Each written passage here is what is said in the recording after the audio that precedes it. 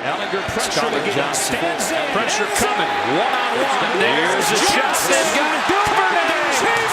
He's got it. Touchdown, Texas. Touchdown.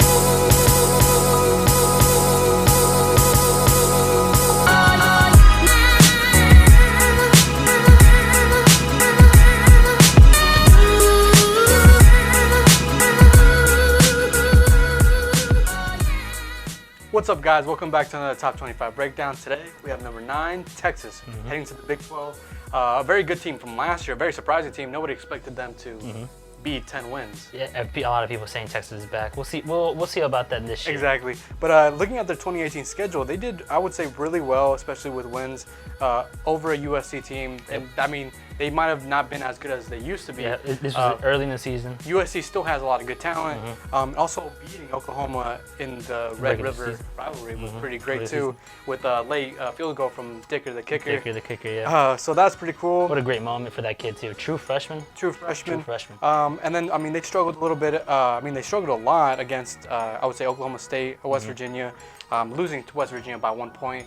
That's pretty tough. And to Oklahoma State by only 3. Yeah, and then getting pretty much a beat down from Oklahoma in the conference championship.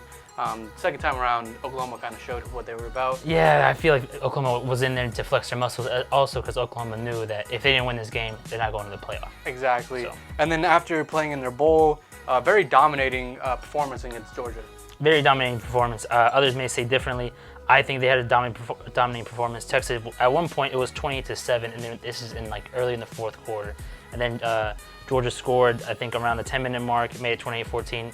And then they scored again 14 seconds left in the game, making it look pretty 28-21. Right, and then a lot of people came out and said they weren't motivated, but yeah, that's a sorry excuse. I'm sorry. That's a terrible excuse for a team. If you think kids don't want to go and play for the Sugar Bowl, one of the better bowls in the postseason, that's a sorry excuse. We just saw that basically Texas was the better team that day. The eye test, you could literally see Texas was dominating the entire game. Physical. Good thing for them. They returned a lot of good pieces to hopefully get off to a good foot on 2019 with starters like Sam Ehlinger, Zach Shackelford, Colin Johnson, Keontae Ingram, Samuel Cosme, Devin Duvernay, and like we said, Dicker the kicker. Right, and on the defense side of the ball, we have names like Brennan Jones, Caden Stearns, Nickelback, B.J. Foster, Malcolm Roach, and Taquan Graham, both in the ends. This just some of the key names that are coming up, but we all know that the defense is losing.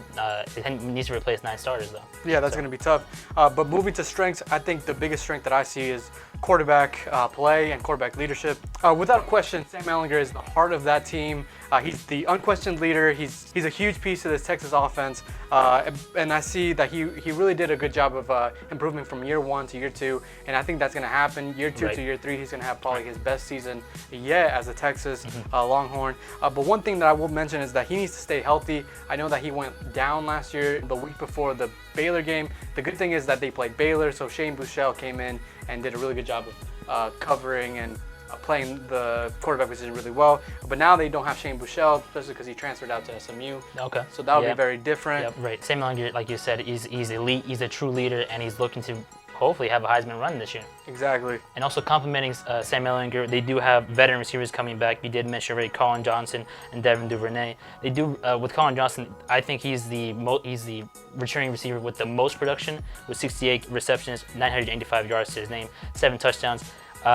Just having these guys around Sam Ehlinger, you can understand that the offense is gonna stay high powered. And it makes the quarterback job for Sam much easier. Yeah, Colin Johnson, he's a huge target. He's like 6'6". He's going to be a guy that's going to be making a lot of big plays, especially for those balls that are in the air, toss-ups. Especially, and they also have, like we mentioned, Devin Duvernay. He's an underrated guy that has a lot of speed, and he'll basically be one of those guys that will be have a breakout year for Texas. Another guy that is very young, and he's a true freshman that's going to play. He should play. He was Jake Smith. He's a highly touted receiver from Arizona, nationally ranked at 49. And I think he had an unofficial, I think it was a 40 time, it's like a 4.34 or something like that. Ooh, that's fast. Yeah, I don't know how true that is, but if he runs a 4.34, that's pretty fast. Fast. I would say another strength is that running back position. There's a lot of excitement with that, with Keontae Ingram. He averaged last year 5 yards per carry, and if he continues that, I think he'll help Sam, especially establish a really good run game and allow Sam to pass the ball down the field a lot more effectively. But looking at the concerns, I would say the main concern is defense. Defense. This team was hurt, and they were hurting last season. Right. They do lose, like I mentioned before, 9 starters for 2019. They have to replace 9 starters. All of this front 7, they do return 2 safeties. And so this is a defense that was gouged last year. That's not gonna, this is my opinion, they're not gonna get better this coming season just because they lost all their starters. So I'm going to say you're gonna have to expect, if you're a Texas fan, you're gonna have to expect a lot of high point shootouts again for this season. You're gonna have a lot of moments where you're on the edge of your seat waiting to see what's going to happen. So like just some quick stats from last year. They were 55th in team sacks, they were 19th in turnover margin, they were 67th in total defense, and they were 29th in tackles for losses. This is just a team that's those little rankings and ratings, they're going to get worse because they don't bring back the same production that they did last year. And even then, with the team that they had, the defense they had last year, they were still getting gouged and they were still getting ripped apart by just Big 12 offenses. Right. I mean, they do bring back some slight experience at D-line, but with Malcolm Roach. That's fair. Malcolm Roach and Taquan Graham. Yeah, Malcolm Roach is the better of the two. He did have 17 solo tackles, 24 total, and 1.5 tackle for losses. Taquan Graham had some play. I mean, he had 12 total tackles to his name, 2 tackle for losses, and half a sack. But that's really all that they're bringing back. Yeah, I mean, I feel like the last couple of years they've recruited well, especially with having back-to-back number 3 ranked classes. That's fair. So they have talent. I think the thing is that they lack a little bit of experience, and I think they need to build a little more depth at linebacker and corner, because those are the 2 spots that are very important, especially for stopping the pass. But I think they should manage, or hopefully try to hide their inexperience and hide their their lack of depth in certain areas. Right. But I think they'll be fine. But I mean, it's fair to be excited about some players like Caden Stearns. He's a sophomore. He's going to be one of your safeties. He had 62 total tackles, 46 for him solo, 3 tackles for losses, 4 interceptions, and 8 pass deflections himself. And he's only going to his sophomore year. So you can be excited about specific players, but overall the defense isn't going to be great just because you're also playing the Big 12, where they're just going to, like, again, rip you apart. Yeah, there's a lot of really high scoring offenses in the Big 12, and like we saw last year, a lot of shootouts and a lot of like big games. Right. So it'll be fun, I think, for the fans, but as a defensive coordinator and as a defense, it's kind of demoralizing what other teams can do on you. And then one last weakness or concern that I have for this team is this consistency overall. I might be the only one on this boat, but they had great wins against Oklahoma in the season last year, against Texas Tech, an early USC team, and also Georgia. They dominated Georgia. But they had very lackluster wins, or they had some losses against Tulsa, Maryland, and Kansas. So if you're a team that can really dominate the Sugar Bowl against Georgia, you shouldn't be worried, or you shouldn't be playing down to the level of Tulsa or Kansas and only come out of those wins with only 7 points. You should be dominating teams like this. I mean, you could say that, but also it was early in the season. It was game 1 for Maryland, and it wasn't it wasn't at Texas. It was a neutral site game, but it was mainly a Maryland kind of. That's fair, but then they also played Tulsa at home, only came out of that with a 28-21 win, and then they played Kansas the last regular season game, only won 24-17.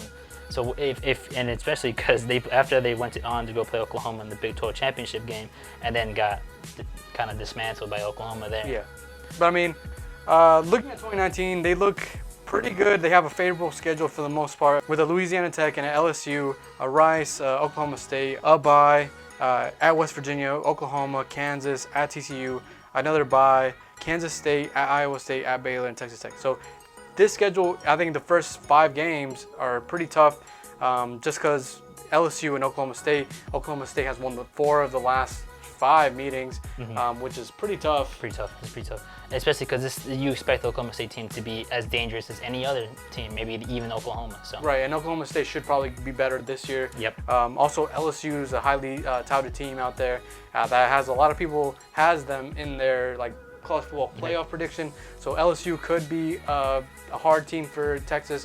As well as Joe Burrow's entering his 2nd year there. So. 2nd year in that system, so it'll be very fun to watch that game, especially because we'll see both quarterbacks in year 2 of their year 3 for Sam Ehlinger, but Yep. year 2 for Joe Burrow. Yep. So it should be fun matchup for them. Also, we'll see where this Texas defense is at. That's right. And then we'll also see how Sam Ehlinger does against another SEC team. But then they have Oklahoma, which, I mean, they had Oklahoma last year, and it was just like it was like the football gods came and helped Texas to stay in that game in the regular season. Now come championship season, conference championship game, it wasn't so. But right. But they did well against them last year. So, and this Oklahoma team has a different quarterback at the helm with Jalen Hurts. So it'll be really interesting to see how Jalen Hurts takes over as that quarterback there.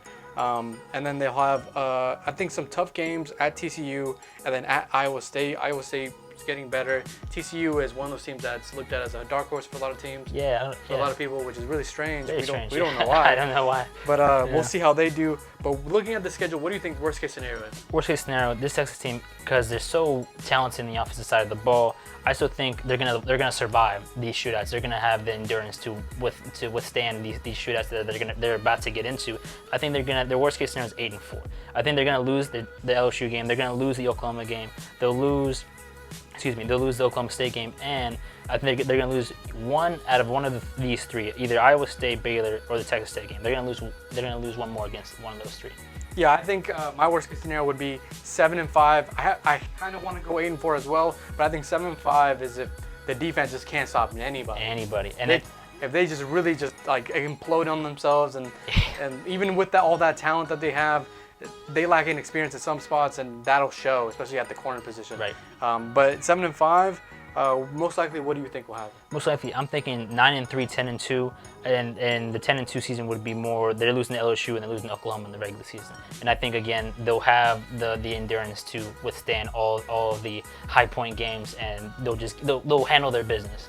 Right. 9-3, 10-2. Yeah, I think most likely, they go 9-3. They'll get that 10th win probably in a bowl, but I think 9-3 in the regular season, just because they're going to score points on everybody, so they're not going to be one of those teams that just can't score. Right. Because they're going to score on a whole bunch of people and a whole bunch of points. So the thing is, can their defense actually get a turnover here and there to kind of give their offense another possession to score the ball? Which I think their defense should get lucky a few times and get a turnover. But best case scenario, what do you think? Best case scenario, I think this team goes 11-1, and they only losses to Oklahoma or LSU, one or the other. I think they're good enough to survive their entire schedule and then go to the conference championship game and hopefully win it. And at that point, if they win their conference championship game and their bowl, I think we can safely say that Texas is completely back. Yeah, my best case scenario, I think I want to say 11-1 is a possibility. It's always a possibility, but I do think that they go 10-2. I think they lose to Oklahoma State and in Oklahoma. I think they surprise people by beating LSU. I think that because that game's at home for Texas, it'll be a very highly anticipated game. Texas usually comes to play for those, so I think that'll be a very good game. Right. And I also think they lose to Oklahoma State because Oklahoma State has won 4 of the last times, and Oklahoma, because Oklahoma is Oklahoma. Yeah, and I saw a nice little fun fact out there that Texas has only won 3 conference championships since the inception of this Big 12 conference in 1996. They've only won the 96 year, 05, and 09. So for me at least, until Texas can win their conference again, then you can say that they're back.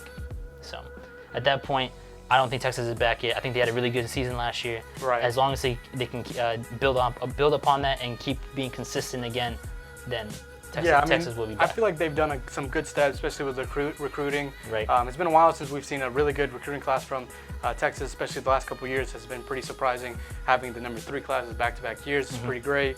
So if they continue to recruit well, get the right coaches in there, Tom Herman's done a really good job there. Some people didn't like him at first. A lot of people don't like him still. Yeah. So I mean, he's one of those guys that people either like or they hate. So I mean, it's one of those things that's very cool to see that Tom Herman has kind of turned that program around. Yeah, and they can have all the recruits they want in these high-powered classes, but it's all about the coaching, and we can see that from last year. If you can have the 5 stars and 4 stars all you want on the defense side of the ball, but if you can't stop any offenses, then the stars don't matter because you're getting shredded apart. Right. Well, thanks guys for watching this video. If you guys liked it, give us a thumbs up, subscribe because it helps us out. Comment below, tell us what you think about Texas football in 2019, and can they beat LSU or Oklahoma this year? Right. Thanks guys.